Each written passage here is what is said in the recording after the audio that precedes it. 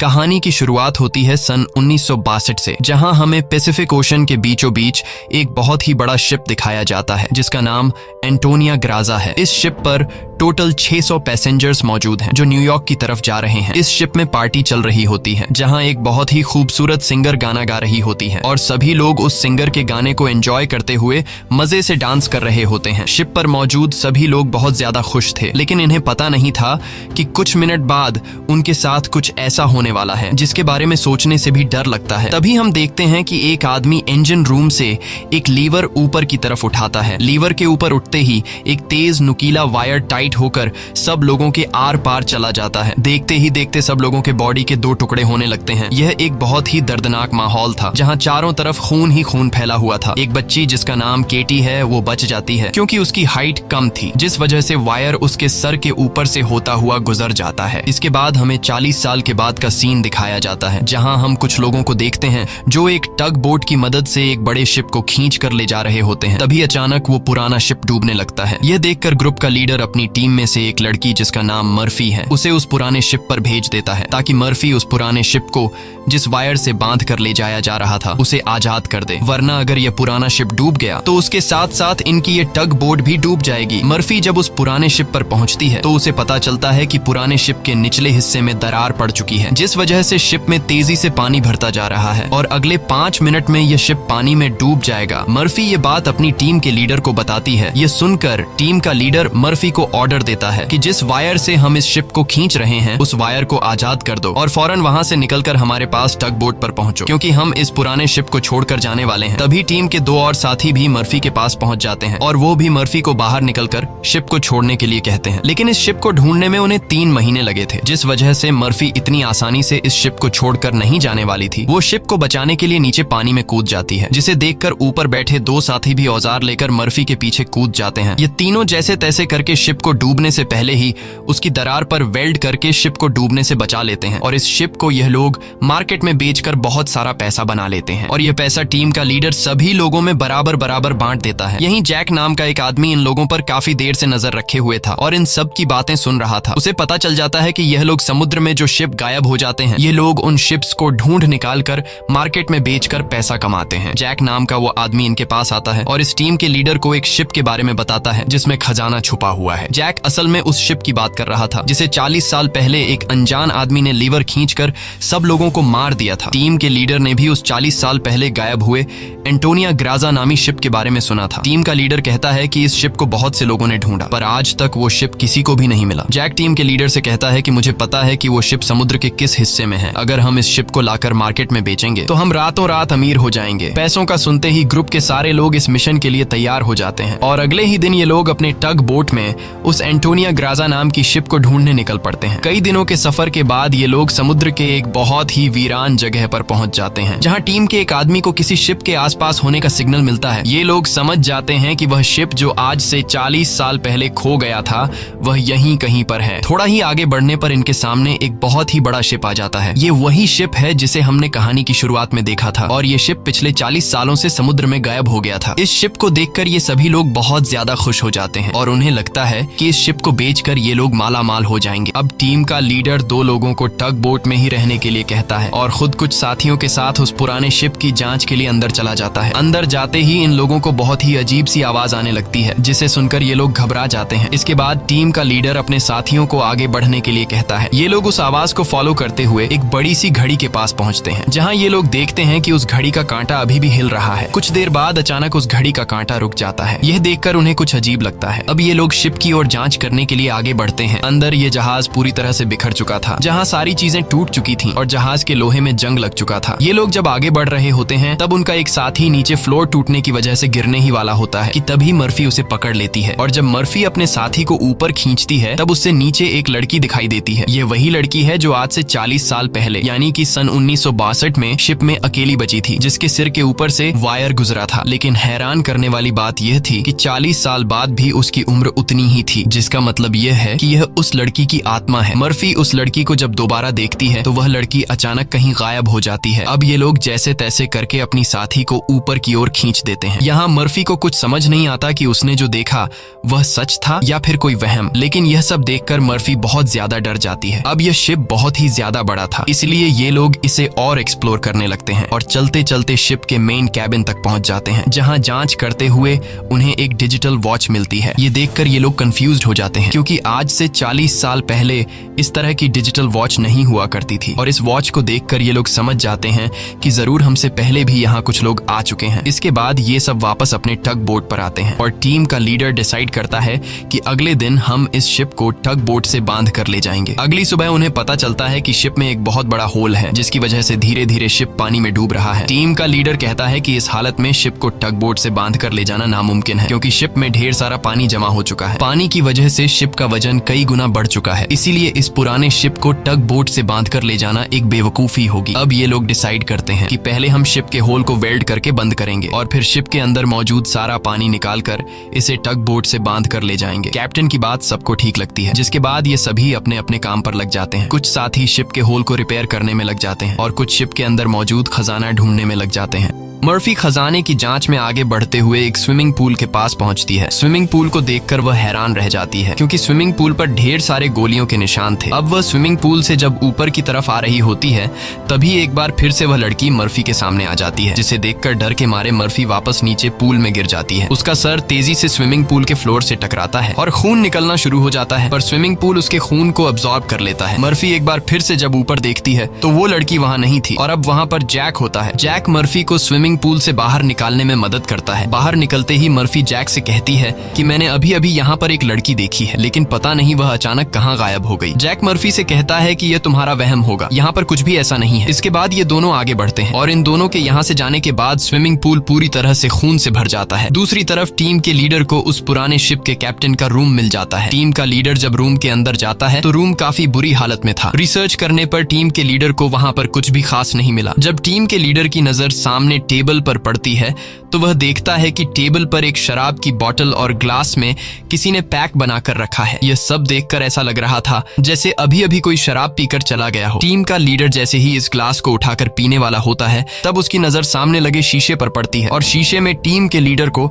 इस पुराने शिप का कैप्टन दिखाई देता है। यह देखकर टीम का लीडर बहुत ज्यादा डर जाता है और उसके हाथ से शराब की ग्लास गिरकर टूट जाती है और टीम का लीडर डर के मारे वहां से निकल जाता है। इस शिप पर सभी के साथ अजीबोगरीब इंसिडेंट्स हो रहे थे। टीम का एक साथी जिसका नाम मार्क है, उसे इस शिप पर किसी लेडी सिंगर के गाने की आवाज सुनाई देने लगती है। वह उस आवाज को फॉलो करते हुए शिप के ग्राउंड एरिया में पहुंच जाता है, जहां पर वह लेडी सिंगर भी मौजूद होती है। ये वही सिंगर थी जिसे हमने कहानी की शुरुआत में देखा था। दूसरी तरफ मर्फी और जैक आगे बढ़ते हुए लॉन्ड्री रूम से बाहर जाने वाले गेट को जैसे ही खोलते हैं, तभी अंदर जमा हुआ सारा पानी उनके ऊपर आ जाता है, जिसमें कई सारे लोगों की डेड बॉडीज थी। मर्फी और जैक डर के मारे वहां से आगे बढ़ने लगते हैं। आगे बढ़ते हुए उनके सामने एक कैबिन का दरवाजा खुलता है। अंदर जाने पर जैक को एक बहुत ही लग्जरी कार मिलती है, जिसे देखकर वह बहुत खुश होता है, पर मर्फी को यहाँ कुछ गड़बड़ महसूस होता है, इसलिए वह जल्दी ही यहाँ से निकलना चाहती थी। तभी एक दूसरे रूम से उन्हें कुछ हिलता हुआ नजर आता है। जब ये दोनों उस चीज के करीब आते हैं और उसके ऊपर रखा हुआ सामान हटाकर देखते हैं तो उनकी आंखें खुली की खुली रह जाती हैं, क्योंकि वहां पर सोने से भरा हुआ एक बॉक्स पड़ा था। ये देखकर मर्फी अपने बाकी साथियों को तुरंत बुला लेती है और जब सब यहाँ पहुंचते हैं तो सामान हटाने पर उन्हें इसी तरह के 9 बॉक्स मिलते हैं और हर एक बॉक्स में 28 गोल्ड प्लेट्स पड़ी हुई थी, जिसे देखकर सभी की खुशी का ठिकाना नहीं रहता, क्योंकि ये सभी रातों रात अमीर हो गए। इतने बड़े खजाने को ढूंढने के बाद ये लोग डिसाइड करते हैं कि इस शिप को यहीं छोड़ देंगे और सिर्फ सोना यहाँ से लेकर जाएंगे। इसके बाद ये लोग सारा का सारा गोल्ड अपने टग बोट पर रख देते हैं और अब ये लोग यहाँ से निकलने की तैयारी करते हैं। टग बोट को चलाने वाला कैप्टन बोट को स्टार्ट करने के लिए इंजन की सफाई करने लगता है और तभी हमें दिखाया जाता है कि टग बोट में रखा गया सिलेंडर का वाल्व अपने आप चालू हो गया है, जिससे हवा में गैस फैलना शुरू हो जाता है। वही मर्फी एक बार फिर से उसी लड़की को देखती है जो उसकी तरफ तेजी से भागती हुई आ रही होती है, जैसे वह मर्फी को कोई बात बताना चाहती हो, पर तभी उसे कोई पकड़कर नीचे धकेल देता है और जैसे ही टग बोट का कैप्टन इंजन को ऑन करता है, तभी सिलेंडर से निकली गैस की वजह से पूरे बोट में एक बहुत ही बड़ा ब्लास्ट होता है, जिसमें टग बोट का कैप्टन मारा जाता है। अब ये लोग समुद्र के बीचों बीच एक सुनसान शिप पर फंस चुके थे। ये सभी लोग बहुत ज्यादा परेशान होते हैं, क्योंकि उनके पास जो यहाँ से निकलने का टग बोट था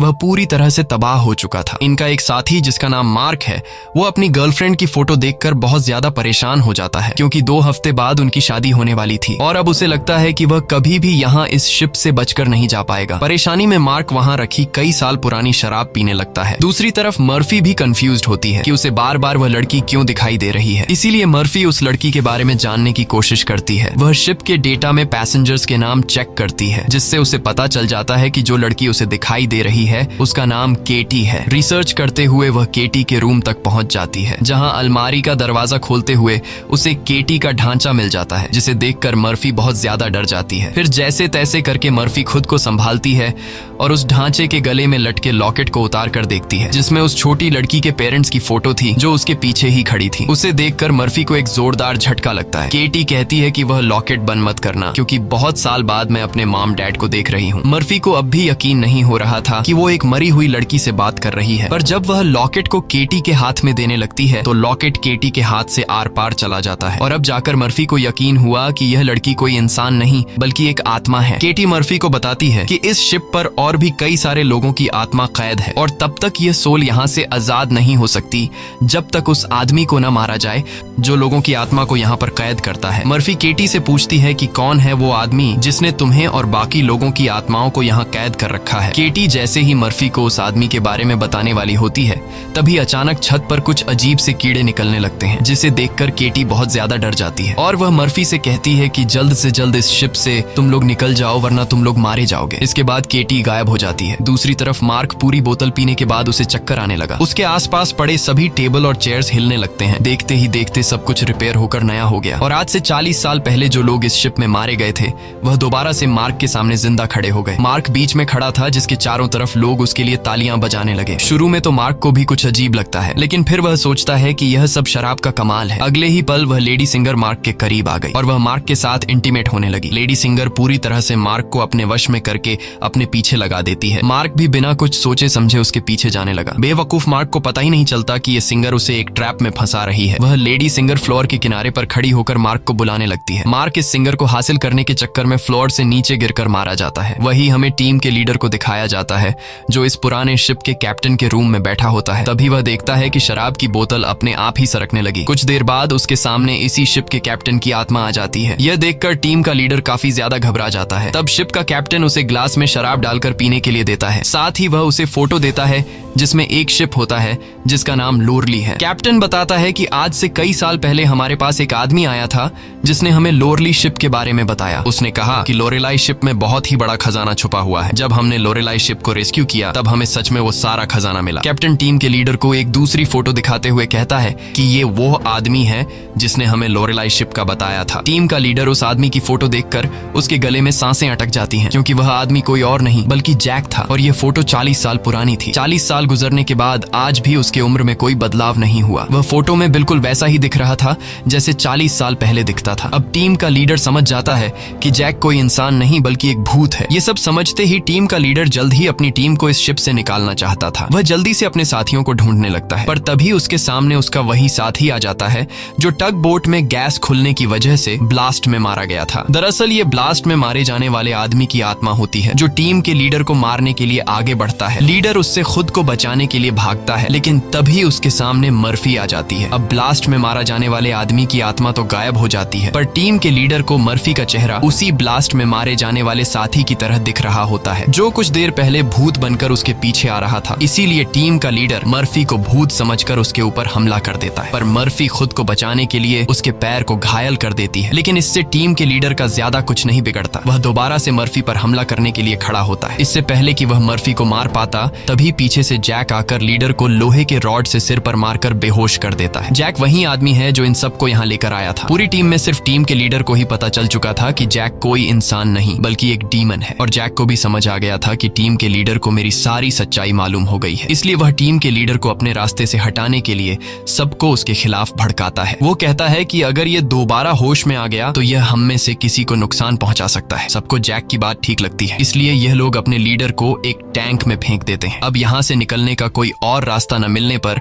यह लोग प्लान के मुताबिक शिप को रिपेयर करने के काम में लग जाते हैं। जल्द ही शिप में जिस सुरंग से पानी अंदर आ रहा था उस सुरंग को यह लोग वेल्ड कर देते हैं और पंप के जरिए जहाज के अंदर जमा हुआ पानी बाहर निकालने लगते हैं। मर्फी देखती है कि उनका एक साथी जिसका नाम मार्क है वो कहीं भी नहीं दिखाई दे रहा, इसलिए मर्फी उसे ढूंढने निकल पड़ती है। तभी उसके सामने उस लड़की की आत्मा एक बार फिर से आ जाती है जो उसे दिखाती है कि तुम जिस आदमी को ढूंढ रही हो वह मर चुका है। यह मार्क होता है जो लेडी सिंगर को पाने के चक्कर में मारा गया। और अब यह लड़की मर्फी के कंधे पर हाथ रखकर उसे 1962 की उस रात में ले जाती है जहां यह सारा इंसिडेंट हुआ था, जब सबके सब शिप में मारे गए थे। उस रात शिप पर मौजूद सभी लोगों को बहुत ही बेरहमी से मारा गया था और यह सब एक ग्रुप कर रहा था जिसका मकसद था इस शिप पर मौजूद सारा गोल्ड चुराना। इन लोगों ने कुछ लोगों को खाने में जहर मिलाकर मार डाला, कुछ लोगों को वायर से काटकर उनके 2 टुकड़े कर दिए और कुछ को गोलियों से छलनी कर दिया गया। इनके कहर से केटी भी नहीं बच पाई। उन्होंने केटी को उसके रूम में ले जाकर फांसी पर लटका दिया। इन सब के पीछे थी वही लेडी सिंगर जिसने गोल्ड लूटने के लिए यह पूरा प्लान बनाया था और अपने लोगों की मदद से उसने शिप पर मौजूद सभी लोगों को मार डाला। अब सारा गोल्ड उनके कब्जे में था। शिप का ऑफिसर भी लेडी सिंगर से मिला हुआ था। लेडी सिंगर के एक इशारे पर वह अपने ही साथियों को मार देता है, लेकिन जैसे ही वह मुड़ता है लेडी सिंगर उसे भी गोली मार देती है। लेडी सिंगर को लगता है कि सारा गोल्ड अब उसी का हो चुका है क्योंकि शिप पर मौजूद सभी लोग मारे जा चुके थे। लेकिन यही एंट्री होती है एक ऐसे आदमी की जो इस पूरे गेम का मास्टरमाइंड था और वह लोहे की चेन से लेडी सिंगर को लटकाकर मार देता है। मर्फी केटी की मदद से ये सब देख रही होती है और तभी वह इस गेम के मास्टरमाइंड को भी देख लेती है, जिसे देखकर मर्फी शॉक हो जाती है क्योंकि वो आदमी कोई और नहीं बल्कि जैक है जो इन्हें गोल्ड का लालच देकर यहाँ पर लेकर आया। क्योंकि शिप में छेद हो चुका था और शिप धीरे धीरे पानी में डूब रही थी, इसलिए शिप को बचाने के लिए कुछ ऐसे लोगों की जरूरत थी जो शिप को डूबने से बचा सके। इसलिए जैक ने चालाकी से इन्हें यहाँ लाया। अब शिप पूरी तरह से ठीक हो चुकी थी, इसलिए जैक को अब इन लोगों की कोई जरूरत नहीं थी और अब वह इन सबको भी मार देगा। यह सब समझते ही मर्फी को याद आता है कि हमने जैक की बातों में आकर अपने लीडर को टैंक में बंद कर दिया था। अब मर्फी अपने लीडर की जान बचाने के लिए उसके पास दौड़ कर जाती है, लेकिन अब टैंक में पानी भरने की वजह से लीडर की मौत हो गई होती है। मर्फी अपने लीडर को बचाने के लिए टैंक का कांच तोड़ने की कोशिश करती है, पर टैंक का कांच बहुत ही मजबूत था, इसलिए लाख कोशिश करने के बावजूद भी लीडर को बचा नहीं पाती। इसके बाद मर्फी अपने एक साथी के पास आती है जिसका नाम डॉज है। मर्फी डॉज को जैक की सारी सच्चाई बता देती है और कहती है कि जैक तुम्हें जहां भी नजर आए उसे शूट कर दो, मैं अपने एक और साथी को ढूंढने जा रही हूँ। मर्फी के जाने के कुछ देर बाद जैक डॉज के सामने आ जाता है, जिसे मर्फी ने कहा था कि जैक जहां भी नजर आए उसे शूट कर दो। डॉज जैक से कहता है कि यहीं पर खड़े रहो और अपनी जगह से हिलना मत। ये सुनकर जैक समझ जाता है कि मर्फी ने इसे मेरी सारी सच्चाई बता दी है। तब जैक डॉज को बातों में उलझाकर डॉज से बंदूक छीनने की कोशिश करता है, लेकिन डॉज जैक की होशियारी समझ जाता है और वो फौरन जैक पर बंदूक की गोली चला देता है, जिससे जैक दूर जा गिरता है। जिसके बाद डॉज जैक के पास आता है और देखता है कि जैक मारा जा चुका है। यह देखकर डॉज वहां से चला जाता है, लेकिन हम देखते हैं कि जैक अभी भी मरा नहीं है। दूसरी तरफ मर्फी अपने जिस साथी को ढूंढने गई थी, मर्फी को पता चल जाता है कि वो पानी में मारा गया है। अब डॉज के अलावा मर्फी के सारे साथी मारे जा चुके थे, इसलिए मर्फी डिसाइड करती है